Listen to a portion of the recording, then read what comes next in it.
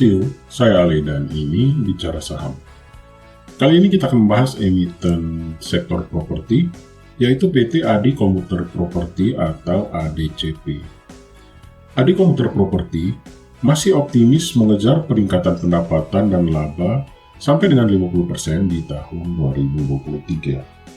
Sebagai gambaran, tahun lalu anak usaha dari PT Adikarya ini mencetak pendapatan sebesar 592,6 miliar rupiah dan laba bersihnya adalah 105 miliar rupiah.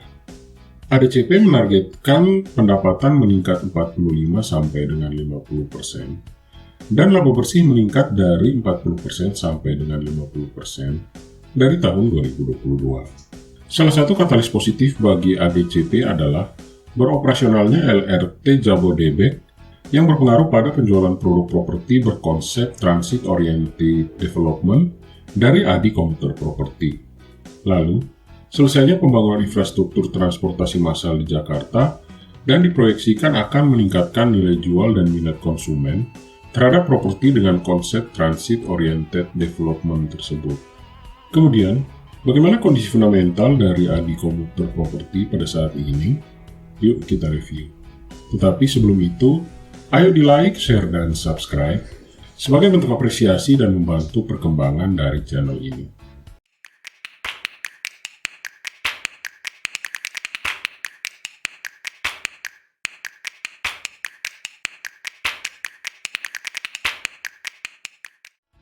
Terkait dengan target market, ADCP konsisten menginformasikan unique selling dari hunian yang berorientasi pada Transit Oriented Development, sehingga masyarakat memahami pentingnya hidup dan tinggal di hunian yang berkonsep Transit Oriented Development tadi. Selain itu, ADCP juga akan memaksimalkan seluruh distribution channel yang menyasar milenial dengan menawarkan berbagai promo dan kemudahan cara bayar.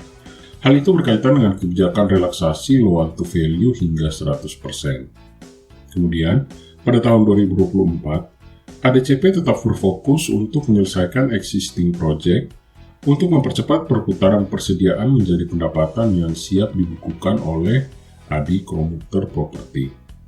Di sisi lain, kinerja keuangan dari Adi Komuter Properti pada semester pertama tahun 2023 menunjukkan tren menurun yang cukup mencolok, dengan pendapatan yang menurun sebesar 31,7%, dari 307 miliar menjadi 210 miliar rupiah. Hasil dari laporan keuangan yang baru dirilis oleh perusahaan ini mengungkapkan dinamika yang menarik, di mana pendapatan dari sektor properti mengalami penurunan yang drastis, sementara pendapatan dari sektor hotel dan proyek LRT City Jatibening mengalami pergerakan yang berbeda.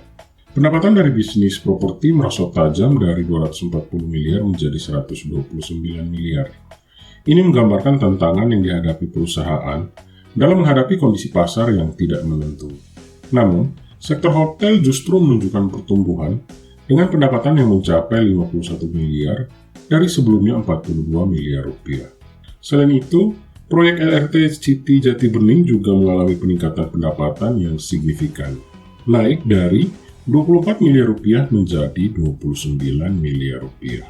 Meskipun pendapatan dari beberapa sektor mengalami perubahan yang positif, laba kotor dari perusahaan secara keseluruhan mengalami penurunan sebesar 13 miliar rupiah, dari 67 miliar menjadi 54 miliar rupiah.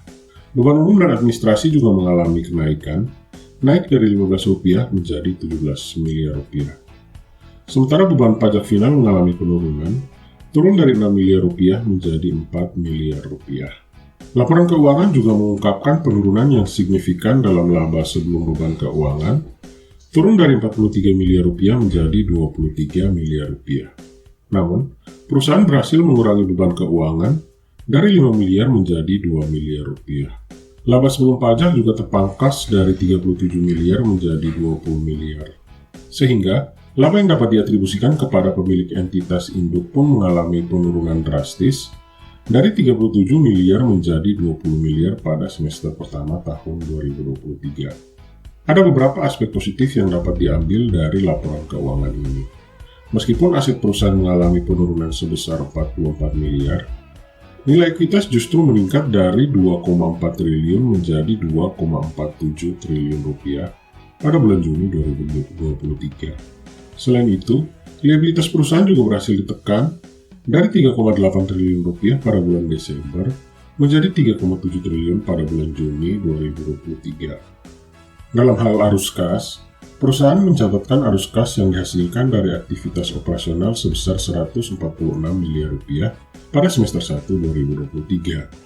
Selain itu, nilai arus kas juga mengalami peningkatan sebesar 2,2 miliar rupiah sampai dengan akhir Juni 2023. Ini menunjukkan adanya usaha yang dilakukan oleh perusahaan untuk mengatasi tantangan dalam lingkungan bisnis yang berubah-ubah.